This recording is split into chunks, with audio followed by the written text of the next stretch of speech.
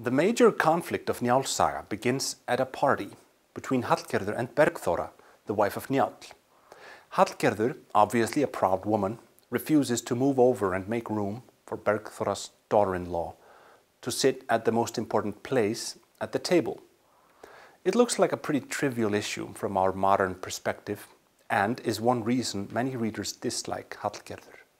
But according to the established code of behavior that the saga describes, this is a serious matter for Hallgerður, and the whole thing escalates into a bloody feud where 6 men ultimately lose their lives. Why is the seating arrangement at a party such a big thing for Hallgerður and Bergþóra? It comes back to honor, which is a key thing within the sagas, not just within Brennunjar's saga, but in general within the saga convention.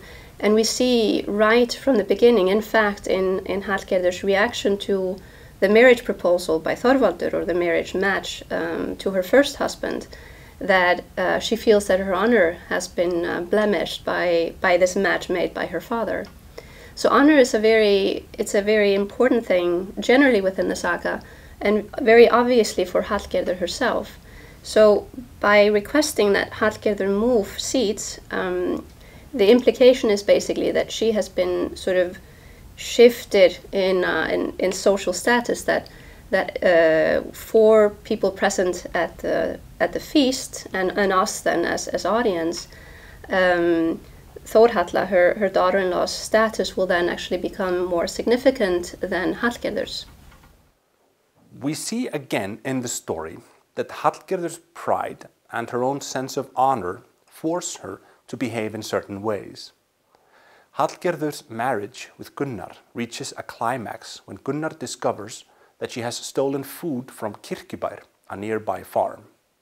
He gets so angry that he slaps her in front of guests who are visiting their home, saying, "It's a bad thing if I'm partner to a thief."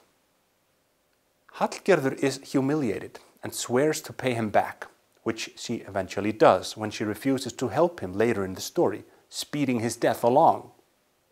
What is going on in this? Why is Hallgerður so surprised by Gunnar's anger?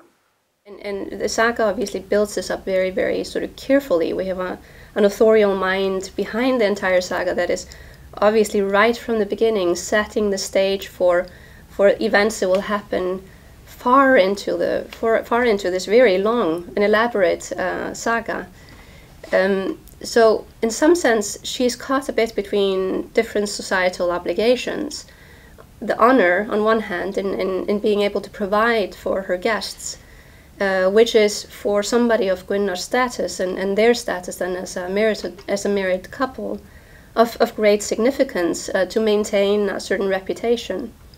And then I would say maybe sort of the ethical dilemma of proprietary rights, meaning you shouldn't actually steal from somebody else. You shouldn't go and take something that really doesn't belong to you.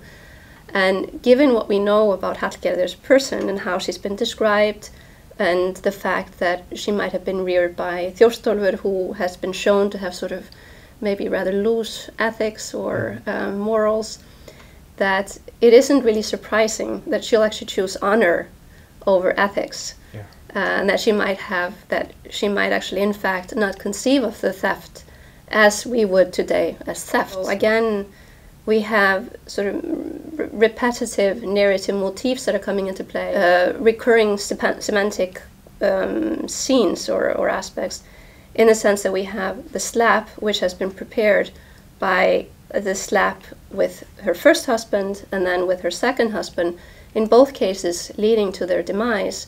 So we know the instant that Gunnar slaps her that something dire is about to happen. And even if it doesn't actually happen until much later, the audience is made aware right in that moment that he, in some sense, is most likely doomed.